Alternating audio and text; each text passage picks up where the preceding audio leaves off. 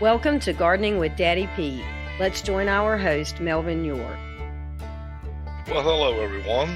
This is Melvin York, and you're listening to Gardening with Daddy Pete. And it's a brisk, and I do mean brisk, November morning here in the Piedmont of North Carolina. Frost is on the pumpkin for sure. Looks like we've had another heavy frost, but on the good side, days coming ahead seem to be warming up some, but again, the rain. We went several weeks now without any rain, and it's very dry, and we could use some, but at least the temperatures are going to be moderating over the next week or so. So it's going to look like that nice fall weather that we've been looking for. The leaves are falling. It's most definitely coming Thanksgiving time and Christmas time, and that's what we want to talk a little bit about today is the holiday season, so you can have a healthy, a happy, and a safe holiday season. Some of the tips I would like to give you today has basically to do with some of the things that you're getting ready to do over the next few weeks and preparing for your Thanksgiving holidays and your Christmas holidays. And here at Daddy Pete, our slogan is, we help you grow.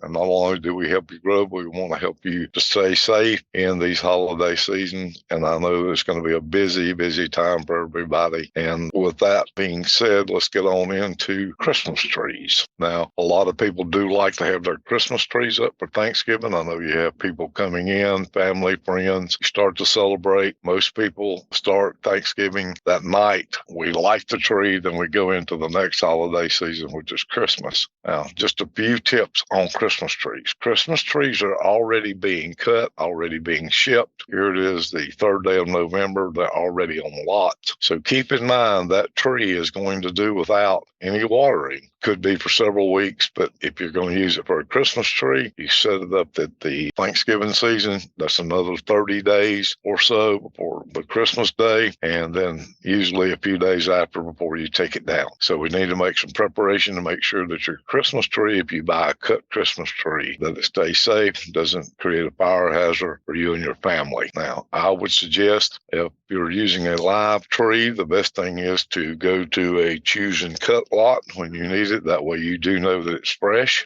Here's another thing, when you get that home, if you can protect those branches and the needles from bringing the ride home, being dried out in the wind, take a protective cover, actually wrap that Christmas tree and bring it on down the road until you get to your home. Another thing is, keep in mind, it's usually going to be a cold day when you cut that Christmas tree. You're getting ready to go from a cold environment into a warm environment in your house, and plants do not like to go from one extreme to the other. Even though that tree's just been cut, you will shock it. So what is a great idea, if you can, is to take that tree when you get it home, move it over into a garage, let it actually stay a day or so. And I would actually, when taking it from your car to the garage or in that process, spray it with a little bit of water, take it on in to the garage area where the temperature is a little bit different from the outside. And then that way it will moderate slowly, and then take it inside. One thing you also want to do, a tree has a natural defense system, just like a human being. When you cut it, it's going to scab over. Make sure you cut off at least 1 inch of that bottom trunk before you're putting into your Christmas tree stand or what's going to be watered. Most definitely make sure that it goes into a watered stand. I know some people like to stick it down in dirt. They'll put it in maybe even a bucket. It's a lot better to put it into a stand that's water where it can uptake. I've seen people say, well, let's drill some holes in the bottom. None of that works. Just cut straight across at least 1 inch off of the stump of that tree and directly put it into your holder, set up, get the water in it, and then make sure that you keep an eye on that water every day. And depending on where it's at, if it's near a heat vent, if there's a lot of movement, if the house is warmer, you may have to add water to it twice a day. This in turn will make sure that all the needles and all the limbs on that tree will stay pliable and would be hard for a fire to start. Now, in doing that, as you're putting up your Christmas lights and putting them on your tree, make sure that all the bulbs are good, they're in tight. Also look at the wiring, make sure there's none nicked or that it's frayed or become old, brittle. Make sure those lights are in good shape. I suggest that you plug them in before you start straightening the tree. Make sure all the sockets are good, everything looks good. Just give them a good inspection. So that would make sure that you could have a safe and a happy Christmas or holiday season. Now, Well, let's move into poinsettias. Poinsettias are another big thing. They're already on the market, and a lot of people will buy poinsettias. They bring them home, and even before the holiday they intend to, they start to wilt, they start to die, they look bad. Let me give you some tips on how to take care of those poinsettias. When you're buying poinsettias, if you go to the big box stores, if they're set in from an open setting with doors where they get draft, if that's where they have them for sale, I would not buy them. I think you're better off to go to a garden center where the poinsettias are still inside a greenhouse setting. And here's why. Poinsettias do not like a draft. They like a temperature of at least 70 degrees, and they like a certain amount of light.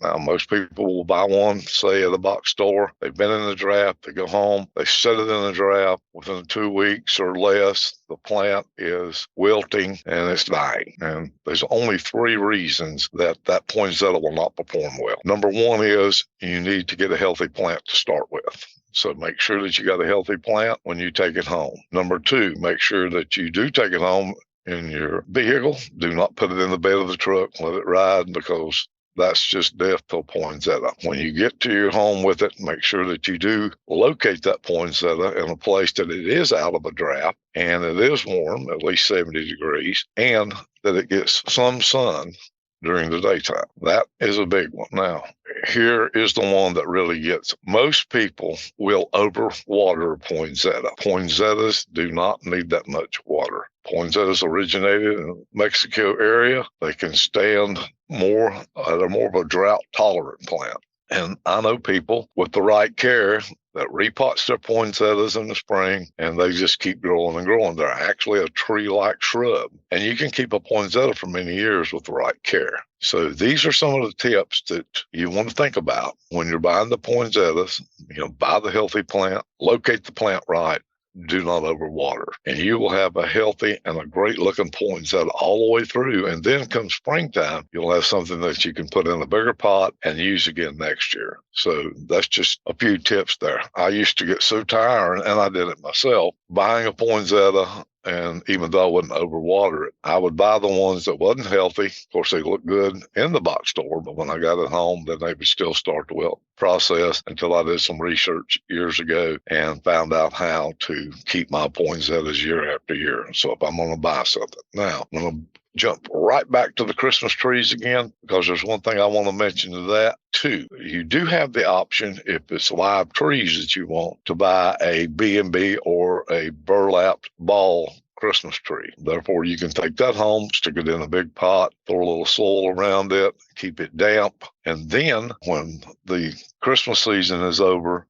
and when you get the opportunity that the ground's not frozen, you can stop by your local garden center, grab you a bag of Daddy Pete's planting mix, go dig your hole, and we do have podcasts there that will help you know exactly how to plant your evergreens, your shrubs, and you can use that tree in your yard or in your landscape setting instead of just buying a tree for $100 and then throwing it out and to be discarded just within a few weeks. So that's an idea also, just to keep that in your mind. I know, again, this time of year, a lot of people are planting pansies. In the South here, the pansies do well as soon as the temperature cools off, and we do plant a lot of pansies. If you're doing that, I would recommend, again, Daddy Pete's planting mix or our potting mix. If you're putting them in your pots, if you're putting them in your beds, I would most definitely incorporate some of our planting mix for sure. But that's one thing that you might want to look at in doing your beds.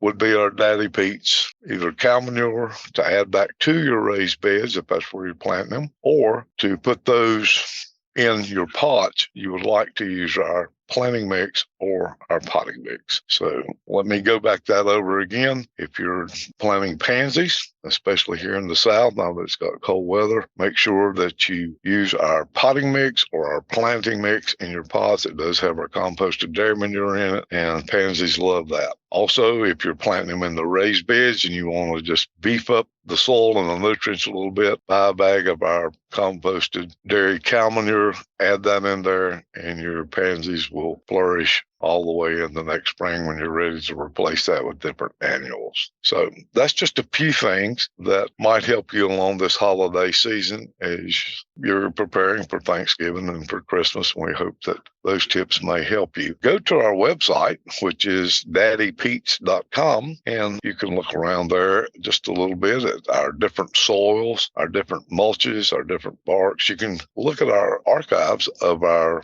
podcast. You can go through and click on the different topics. If you've got one that's something's on your mind, if you don't see it there, make sure that you hit the button there and ask a question or leave a comment. I do answer all of the questions that sent to us in comments, and I will respond to you. We love to hear from you. And while you're there, also sign up for our monthly gardening tips newsletter. Now, along with that newsletter, we send it straight to your email. We don't sell your email address. We don't share it. It's just between you and us. And we have some wonderful recipes. And this time of year, there's going to be some magnificent holiday recipes. And I have so many comments when I go places. We love your gardening tips, and we really love the recipes. Now, the ladies do a great job coming up with some magnificent recipes. And if you're like myself, you'll love to eat. So anyway, I hope that this helps you a little bit thinking about getting ready for your holiday season, and just a couple tips. And we'll have a few more from the next week or two that'll give you some other ideas. So if you tune in and you listen to us every week, you will get that. Well, it's about time for me to get off of here and go out here and get in my garden. So I hope you have a wonderful day. Thank you for listening to us at Gardening with Daddy Pete, and I'm Melvin York. Thank you for joining today's Gardening with Daddy Pete. You can check out our website at daddypeats.com for additional gardening tips, and our podcast at gardeningwithdaddypete.podbean.com. You can also join us on Amazon, Apple, or Spotify.